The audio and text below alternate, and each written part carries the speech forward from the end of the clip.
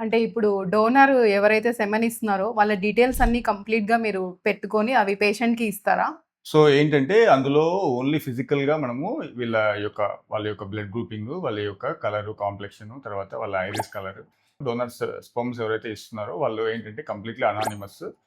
వాళ్ళు కాన్ఫిడెన్షియల్‌గానే ఉంటారు. అంటే మనము డోనర్ యొక్క ఆధార్ కార్డు గాని, వాళ్ళ పేరు అవన్నీ మనం సేకరించి పెట్టుకుంటాం గానీ, అవి మాత్రం పేషెంట్‌కి వాళ్ళకి రివీల్ చేయము. కానీ పేషెంట్‌కి ఏవైతే ఉపయోగపడతాయో అంటే బ్లడ్ గ్రూప్ మా పర్టిక్యులర్‌గా హస్బెండ్ ఏ గ్రూప్ ఉంది, వైఫ్ ఏ గ్రూప్ ఉంది చూసి ఆ పర్టిక్యులర్ బ్లడ్ గ్రూప్ ఉన్న వాళ్ళ నుంచే స్పర్మ్స్ అనేవి తీసుకోవడం జరుగుతది. అలాగే వాళ్ళ కలర్ ఏమున్నారు, అంటే మాకు ఫెయిర్ ఉన్న వాళ్ళు కావాలి, మీడియం కలర్ ఉన్న సో కపుల్‌కి మ్యాచ్ అయ్యే కలర్ అనేది తీసుకోవడం జరుగుతది. అలాగే వాళ్ళ హెయిర్ కర్లీ హెయిర్ ఉందా, నార్మల్ హెయిర్ ఉందా పర్టిక్యులర్ అవి ఇంపార్టెంట్‌గా తీసుకుంటారు.